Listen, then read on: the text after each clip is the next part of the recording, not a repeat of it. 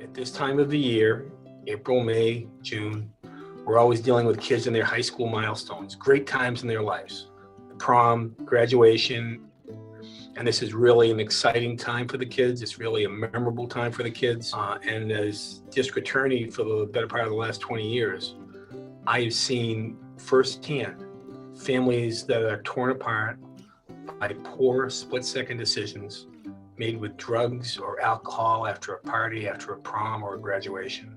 And the only thing I continue to say is that, as we as parents have to make sure that we lead by example and not be our kid's best buddy.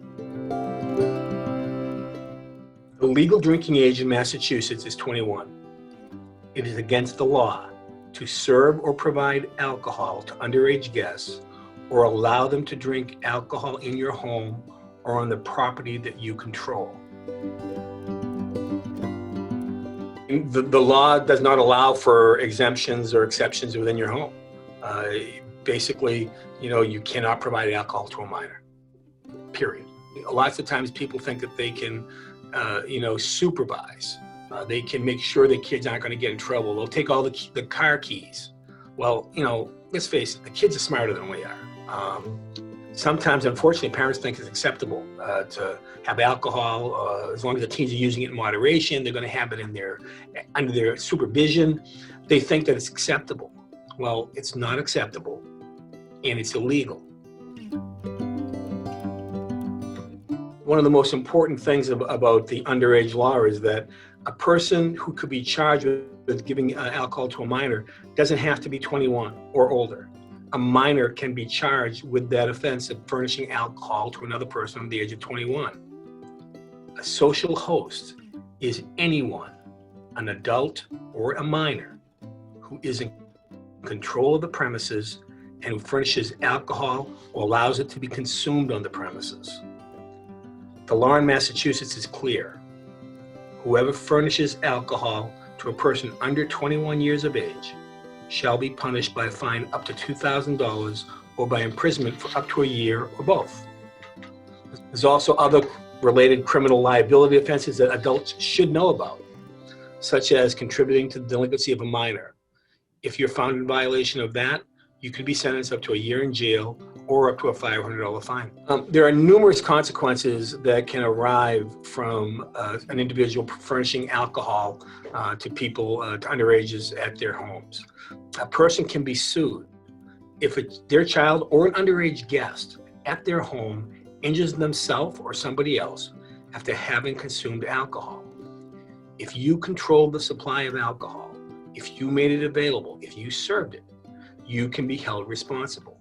Or even if you didn't provide alcohol, but somebody drank it or somebody alleged that they drank it at your home, I can assure you that if something terrible happens, and it certainly does, unfortunately, you are going to be notified by the lawyers representing the plaintiff in those cases regarding that you are about to be sued. You need to notify your insurance carrier. You will be sued once the lawyers get involved, in my opinion, and then you're going to have to deal with that with your insurance company. And we've actually dealt with cases, not just in Plymouth County, but all throughout southeastern Mass and the Commonwealth of Massachusetts, where there's been significant civil judgments brought against individuals who have provided alcohol. And the issue many times, however, is that homeowners' policies may or may not cover the cost of litigation. And any judgment against an adult or a child, especially if the underage drinker causes injury or death by the use of an automobile.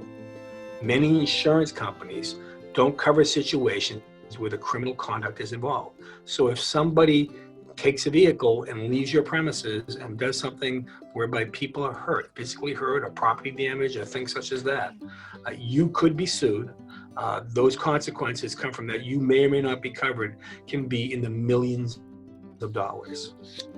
And don't forget, there's not just drinking and driving after that. There's all sorts of other unacceptable behavior that can occur when you are a minor and when you are drinking alcohol, or when you also think that you can smoke marijuana now. With juveniles or with kids who are between the ages of 18 but less than 21, there are also significant consequences to a driver's license if somebody has one of those. Be very careful, because you can certainly lose your license and getting it back is very difficult.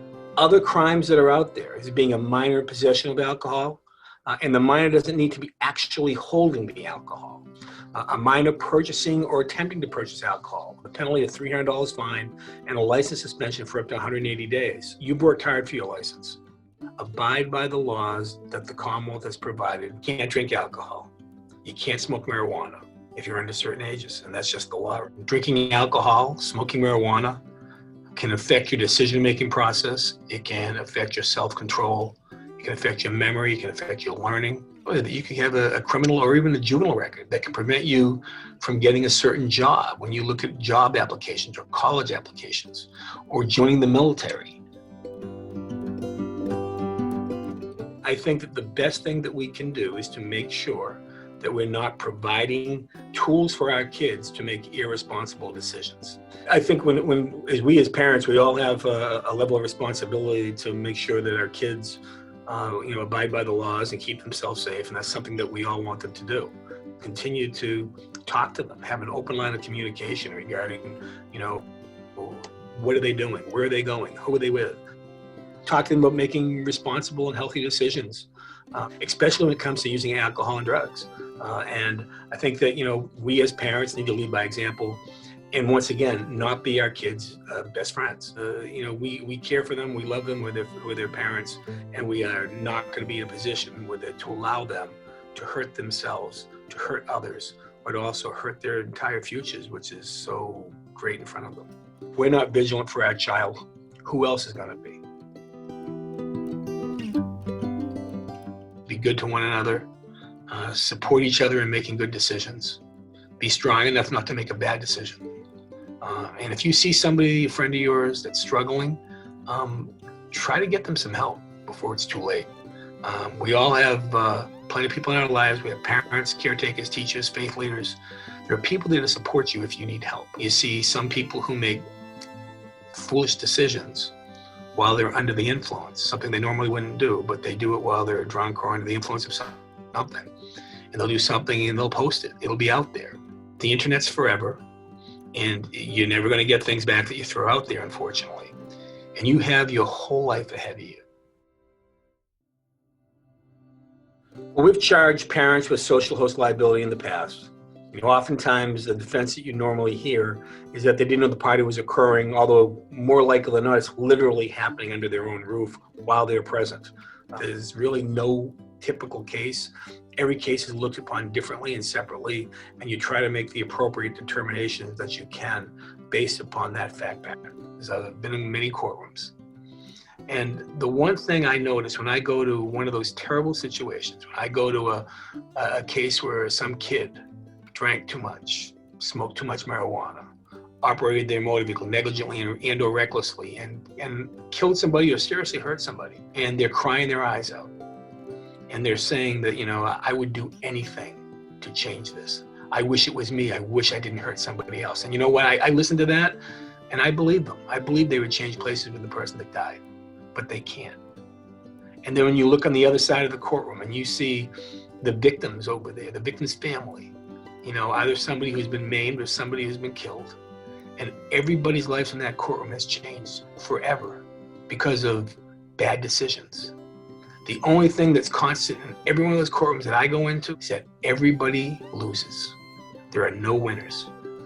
That's why this is important. Remember what's important in our lives. And what's important in our lives, I think for all of us, is our families. We can stop terrible things from happening before they do. And I'm hopeful that, like I said, doing shows like this is important to get the word out. We're out here dealing with some real world issues and trying to do the best that we can by using the laws that are put together by the legislature to try to keep people safe. Normally, when you see me, that means something terrible's happened. And that's when I will be there. So I'm hopeful that the kids and their parents don't see me. And the best way we can do that is talk about these issues and provide support for the kids and make sure that the kids get the help that they need so they can have the lives that they deserve and just have great futures.